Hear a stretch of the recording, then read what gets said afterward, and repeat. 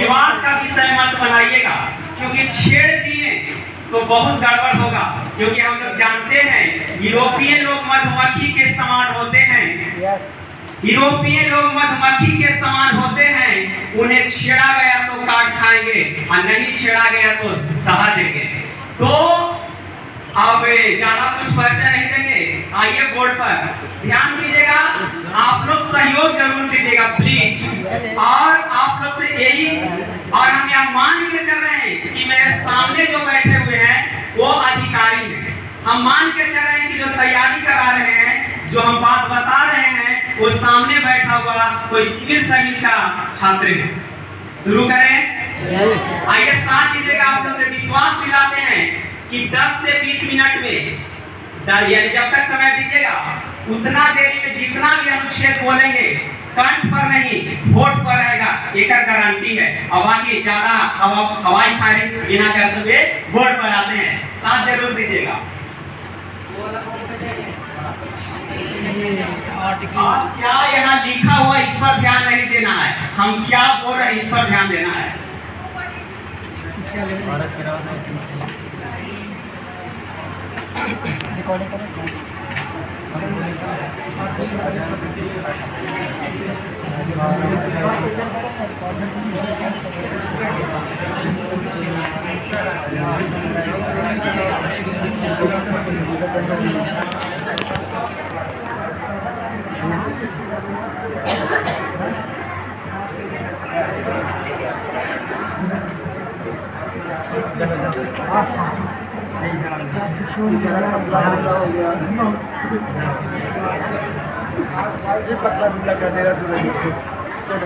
Clear कर देते हैं, उसके बाद यदि बोलिएगा तो आगे बढ़ेंगे।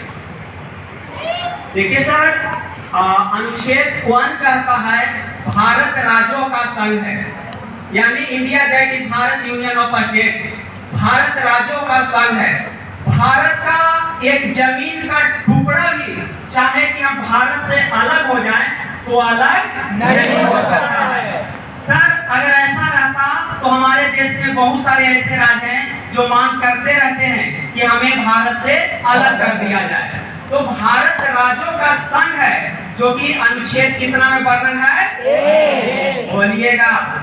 अगर आप लोग नहीं बोलिएगा तो सीखिएगा नहीं, क्योंकि जब अंग्रेजी सीखने जाते हैं तो बोलता है राइट या रॉन्ग स्पीक ऑफ इंग्लिश। आप गलत बोलिए, सही बोलिए, लेकिन बोलिए इंग्लिश। इसी प्रकार यहाँ से बोलना है। तो सर भारत राज्यों का संघ है क्या में?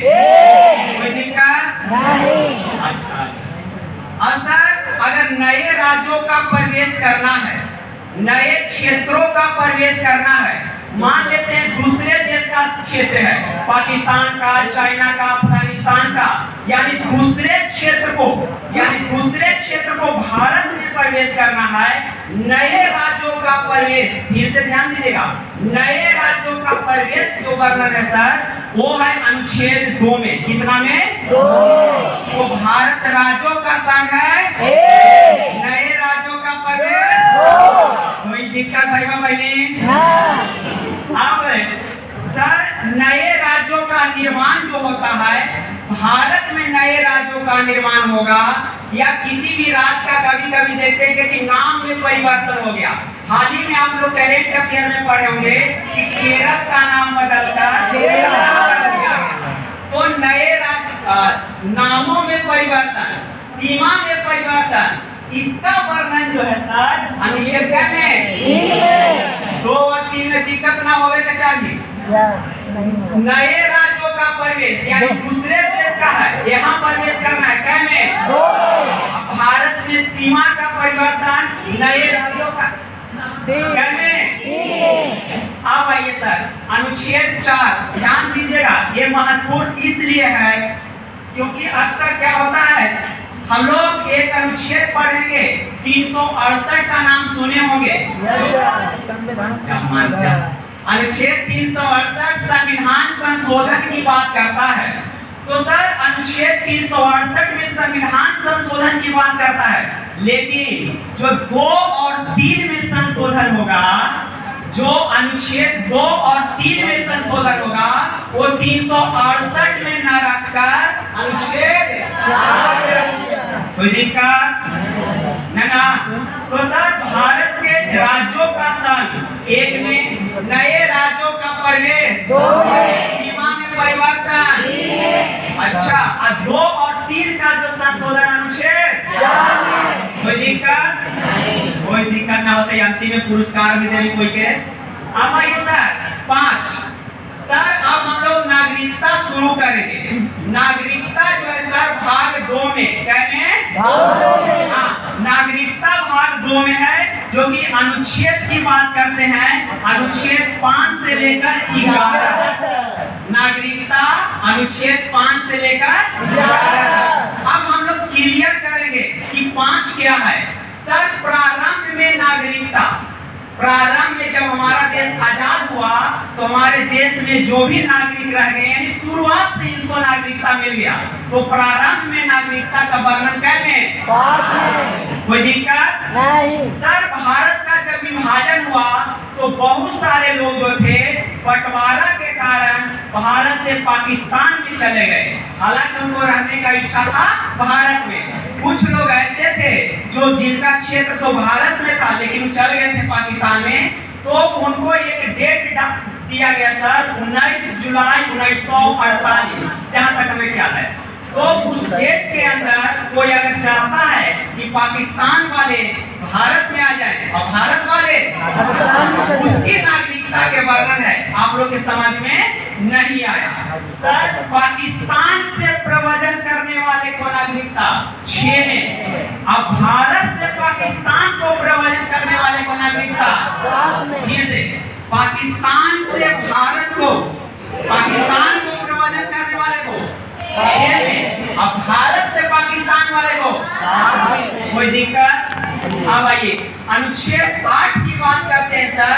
यदि आपके दादा दादी माता पिता पितामह पितामही कोई भी आपके पूर्वज यदि भारत में जन्मे हो, आपका पूर्वज भारत में जन्मे हो और आप विदेश में रहते हैं तो भी आपको नागरिकता मिलेगा। बस वही रजिस्ट्रेशन जो भी भारत सरकार की प्रक्रिया है उसको पूरा करना होगा, यानी विदेश में रहने वाले को भी नागरिकता मिलेगा। कैसे?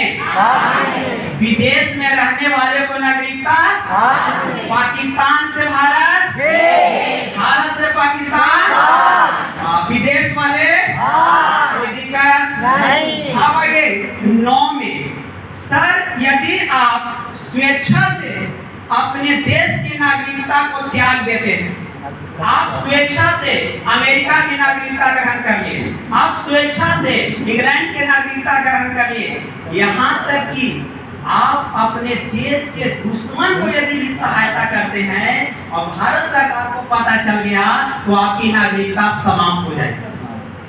यानी आप स्वेच्छा से किसी देश की नागरिकता को ग्रहण कर लेते हैं या अपने देश के दुश्मन को सहायता करते हैं, यानी भारत सरकार आपसे नागरिकता छीन सकती है। कैसे? हाँ। अब आइए 10 में, अनुच्छेद 10 कहता है गुरुदेव, अनुच्छेद 10 के तहत कोई भी आपसे नागरिकता नहीं छीनेगा, यानी नागरिकता बना रहेगा। अच्छा, अरे मास्टर अभी तुमने बताया कि 9 में नागरिकता छीन लेगा, कारण कोई नहीं छीनेगा, ऐसे आपका कोई नागरिकता नहीं छीनेगा, यानी नागरिकता बना रहेगा। कैसे? नागरिकता बना रहेगा। अब ये नागरिकता से संबंधित अंतिम अनुच्छेद है 11। सर अनुच्छेद 11 कहता है नागरिकता के संबंध में जो कानून बनाता है वह संसद बनाता है। कुछ दिन पहले देखे हुए कि सीएए का मामला आया था, तो नागरिकता के संबंध में जो भी कानून बनाएगा ना वो बनाने की शक्ति किसको है? संसद को है। हाँ, देखते हैं समय समय पर नागरिकता से संबंधित कानून बनाया जाता है। पहले क्या था सर 1986 से पहले कि भारत में कोई भी बच्चा जन्म लिया तो भारत का नागरिक समझा जाएगा। भारत में कोई भी बच्चा जन्म लिया तो भारत का नागरिक समझा जाएगा। अब इसका दुरुपयोग होने लगा सर। जैसे मान लेते हैं कि पाकिस्तान का कोई महिला है, अब उस महिला को जब बच्चा जन्म देना है तो आ गई कहाँ? भारत में। वो बच्चा के जन्म कहाँ में हुआ? और वो महिला मान लीजिए आतंकवादी की थी। अब वो बच्चा के तो अधिकार हो गया कि हमको भारत की नागरिकता मिलेगा, क्योंकि हमारा ऐसा संविधान वर्णन करता है। भारत सरकार देखा कि ये तो बहुत दुरुपयोग हो रहा है। वो बोला कि बच्चा यदि भारत में जन्म लिया है उस आधार पर आपको नागरिकता नहीं मिलेगी। हाँ, आपके कोई पूर्वज यदि भारत में रहते हैं तभी नागरिकता मिलेगा। कहने का मतलब गुरुदेव कि नागरिकता से संबंधित कानून जो बनाता है वह संसद बनाता है। अनुच्छेद क्या कहता है? अगर नीचे गिर गया, नीचे इधर आगे तो सर नागरिकता समाप्त हो गया। नागरिकता का वर्णन 5 से लेकर कहाँ तक? एक बार रिवीजन। प्रारंभ में नागरिकता, पाकिस्तान से भारत, भारत से पाकिस्तान, विदेशों में नागरिकता समाप्त होगा, नागरिकता बना रहेगा, नागरिकता के संबंध में कानून बनावेगा, कोई दिक्कत? अब सर अब यहाँ से ध्यान दीजिएगा सर, 12 से लेकर 35 तक, 12 से 35 ऐसे अनुच्छेद है सर, आपका एग्जाम में आए या ना आए आपको जीने का अधिकार सिखा देगा, आपका अपना अधिकार बता देगा। और यह हर माता पिता, हर गार्जियन को भी पढ़ना चाहिए। तो 12 से 35 आप लोग के इतना क्षमता मिलेगा कि आज से बहुत लोग अपना अधिकार जानेंगे। इस चलते ध्यान दीजिएगा, 12 से 35 खास करके। आइए सर, अनुच्छेद 12 कहता है सर, राज शब्द का वर्णन किया गया है। राज आपसे पूछेगा राज शब्द का वर्णन किस अनुच्छेद में है? 12। आप जैसी मन में प्रश्न बनता है, कोई से पूछिए कि राज किसे कहते हैं, राज किसे बोलते हैं, तो कोई बोलेगा बिहार, गुजरात, महाराष्ट्र, इंग्लैंड। नहीं, राज से राज सर, राज किसको बोलते हैं बात तो समझिएगा। राज का मतलब सर, हाँ, संसद, विधानमंडल, राज्यसभा, विधानसभा, लोकसभा, यानी मोटा मोटी कहने का मतलब सरकार जो है उसी को राज बोलते हैं। यहाँ तक कि जो सरकारी प्रशासनिक अधिकारी होते हैं उसको राज बोलते हैं। छोटा फिर से समझिए, अभी हम लोग राज का काम नहीं कर रहे हैं। मान लीजिए कि आप भविष्य में डीएम बन गए, भविष्य में एसपी बन गए, एसडीएम बन गए, डीएसपी बन गए, आप एक राज हैं। आपको यह शक्ति है कि आपको कार्यपालिका की शक्ति दे दिया गया, आप कोई नियम कानून को लागू कर सकते हैं। तो राज किसको बोलते हैं? संसद, विधानमंडल, यानी सरकारी पदाधिकारी, यहाँ तक कि बहुत सारे प्राइवेट संस्थाएं हैं उसको राज बोलते हैं। तो देखिएगा जब भी पॉलिटी पढ़िएगा तो वहाँ लिखेगा राज ऐसा नहीं करेगा, राज वैसा नहीं करेगा, राज वैसा नहीं करेगा, इसका मतलब सरकार वैसा नहीं करेगा। समझ पा रहे हैं? तो राज का वर्णन कै में है? बोला 12 में। अब आइए अनुच्छेद 13। अनुच्छेद 13 कहता है सर कि राज, अच्छा राज बोलेंगे तो आप लोग के दिमाग में कुछ न चले तो सरकार जरूर चलना चाहिए। अनुच्छेद 13 कहता है राज कोई ऐसी विधि नहीं बनावेगा, राज कोई ऐसी विधि नहीं बनावेगा जिससे लोगों के मौलिक अधिकार की हनन हो। यानी राज कोई ऐसा कानून नहीं बनावेगा जिससे हमारा मौलिक अधिकार क्या हो? समाप्त हो। छोटा सा एग्जांपल सर, सोने का अधिकार है मौलिक अधिकार, सुते के दोहरिया के दिन भाई बोला, यानी नींद लेने का आपका अधिकार है मौलिक अधिकार, अपने मन से शादी करने का अधिकार है मौलिक अधिकार। लेकिन सरकार बोले कि अपन मन से कोई नहीं शादी करेगा, सरकार बोले कोई नहीं सुतेगा। तो सर राज को ऐसी कानून नहीं बनावेगा जिससे हमारा मौलिक अधिकार का हनन हो। इसका वर्णन अनुच्छेद 13 में है, इसलिए अनुच्छेद को कवच कुंडल कहते हैं। सर अम्बेडकर जी से पूछा गया कि आपको सबसे अच्छा अनुच्छेद कौन लगी हो, तो बोले कि 32 आएंगे, लेकिन हमारा लगा हो कि 13 भी काम नहीं है, क्योंकि अनुच्छेद 13 को कवच कुंडल कहा गया है सर। यानी अनुच्छेद 13 के तहत राज कोई ऐसी विधि नहीं बनावेगा जिससे हमारा मौलिक अधिकार की हनन हो। अनुच्छेद क्या में 13 कोई दिक्कत। अब आइए 14, अनुच्छेद 14 कहता है सर समता और समता और संरक्षण का अधिकार जो है अनुच्छेद क्या में 14 में वो शब्द होता है समता और संरक्षण। जब ऑप्शन दे देगा आप लोग के कि समता का अधिकार कहां से लिया गया, तो ब्रिटेन से। हड़बड़ाएंगे नहीं, शुरुआत बोलो 100 तक पहुंचो। अनुच्छेद 14 कहता है समता का अधिकार, एक होता है विधि के समान समता और एक होता है विधि के समान संरक्षण। तो विधि के समान समता जो है सर ब्रिटेन के संविधान से लिया गया। इसका मतलब समझिएगा, विधि के समान समता का मतलब सर सबके लिए बराबर कानून, चाहे राष्ट्रपति होवे, प्रधानमंत्री होवे, हम होवे, आप होवे, कोई सबके लिए एक ही कानून। लेकिन वास्तविक में यह लागू होता है सर।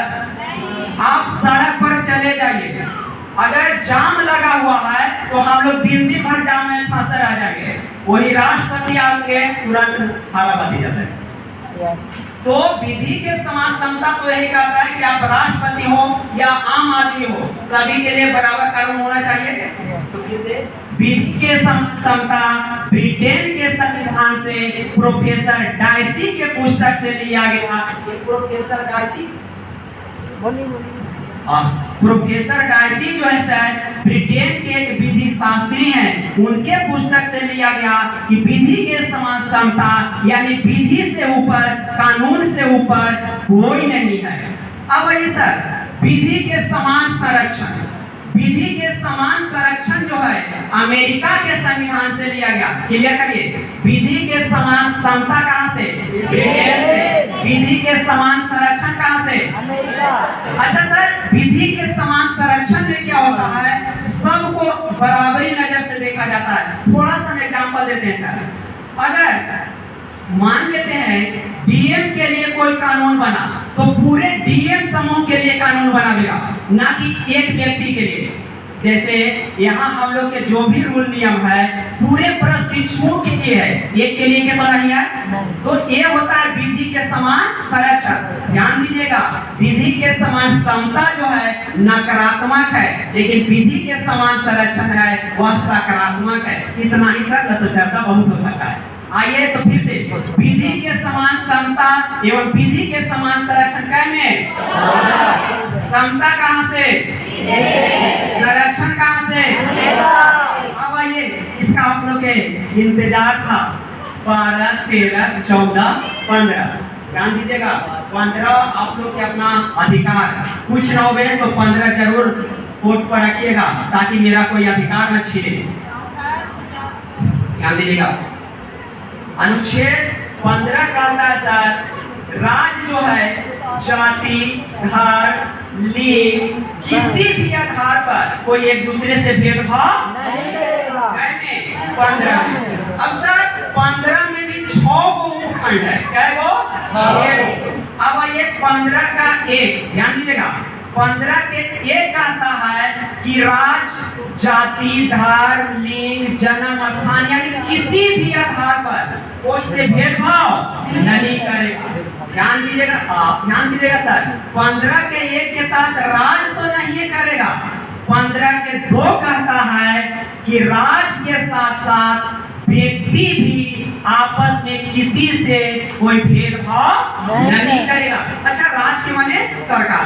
15 के 2 कहता है सर व्यक्ति भी जाति के आधार पर, धर्म के आधार पर, जन्म स्थान के आधार पर, लिंग के आधार पर किसी प्रकार से कोई भेदभाव नहीं करेगा। यहाँ तक कि सार्वजनिक होटल, कुआं, तालाब, पुस्तकालय या सिनेमा घर कहीं ऐसा लिखा देखे कि फलाने जाति के लोग यहाँ आवेंगे? नहीं ना। इसका वर्णन क्या है? 15 के में। नहीं तो सर कभी कभी क्या होता ना, आप किसी व्यक्ति से बात करिए, बात करते करते अपन जाति पता लग गया तो लगेगा कि रसगुल्ला मिला है। नहीं तो उम्मीद आप लोग से करते हैं कि आप लोग भी ऐसा भेदभाव नहीं करेगा। फिर से दोस्त के दो आप लोग के सीखना ही है, कोई व्यक्ति किसी प्रकार से जाति के आधार पर, धर्म के आधार पर, लिंग के आधार पर, कला के आधार पर, गोरा के आधार पर, होटल में, सार्वजनिक पुस्तकालय में, सिनेमा घर में, सड़क पर, कुआं पर, कहीं भी कोई एक दूसरे से भेदभाव नहीं करेगा। 15 के, लेकिन दिल थाम के बैठिएगा, 15 के 3 आप लोग के लिए खास करके अधिकार दिया गया है। आप लोग इन्हें मिलेगा कैसा जाना। 15 का 3 का आप लोग ध्यान दीजिएगा, 15 का 3 कहता है महिलाओं के साथ और छोटे बालकों के साथ घरेलू हिंसा नहीं कर सकते हैं। कभी कभी क्या होता है सर, अक्सर हमारे समाज में सुनने को मिलता है कि दहेज के कारण उसको प्रताड़ित किया जा रहा है, तो चूल्हा न दिया तो चौकिया न दिया तो चमचावा न दिया, कूट रहा नहीं। यानी आप महिलाओं के साथ किसी प्रकार से घरेलू हिंसा नहीं कर सकते, बालकों के साथ आप घरेलू हिंसा नहीं कर सकते। यहाँ तक कि सर ध्यान दीजिएगा, कुछ नहीं, सारा सब बात किताब में आपको मिलेगा। अगर महिला कुछ काम करे या देखते हैं अक्सर क्या होता है, महिला खाना ना बनावे, अभी सुखा नहीं, ऐसा ना कर दे, काट के दे, ना दे, ये सब फंडामेंटल राइट है, आपको आप ना कर सकते हैं, आपका अधिकार है। यानी महिलाओं के साथ और बालकों के साथ घरेलू हिंसा, मारपीट जो करते हैं वह नहीं कर सकते हैं। कै में? 15 के 1 2 3 क्लियर। अब आइए 15 के 4। 15 के 4 आप लोग से पूछेंगे क्योंकि आप लोग बताना है, बोला 15 के 4 आप लोग के, क्योंकि आप लोग से संबंधित है। कोई बात ना। आइए सर, सरकारी शिक्षण संस्थान, ध्यान दीजिएगा, सरकारी शिक्षण संस्थानों में जो आरक्षण दिया जाता है, यहाँ जब एडमिशन लिए होंगे तो सुने होंगे कि जनरल के इतना, ओबीसी के इतना, ईबीसी के इतना, ईडब्ल्यूएस के इतना, एससी को इतना, एसटी को इतना, ऐसा मिला होगा। हाँ, तो सरकारी शिक्षण संस्थानों में जो आरक्षण दिया जाता है ना,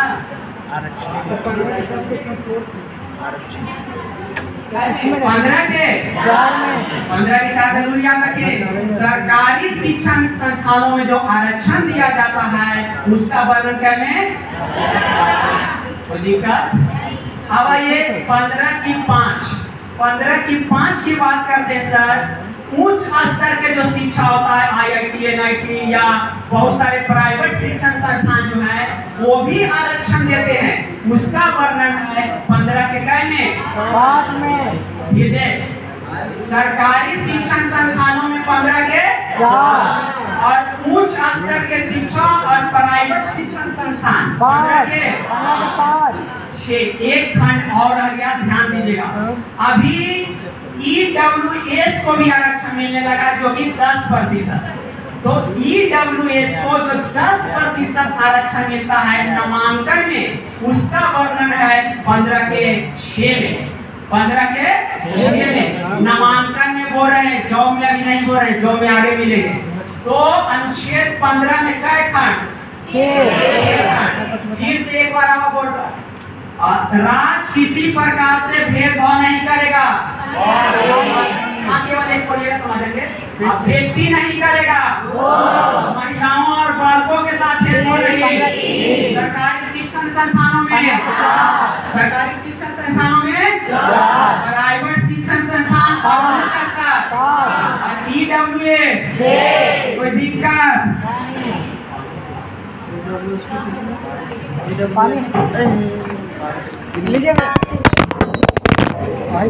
ये हो गया।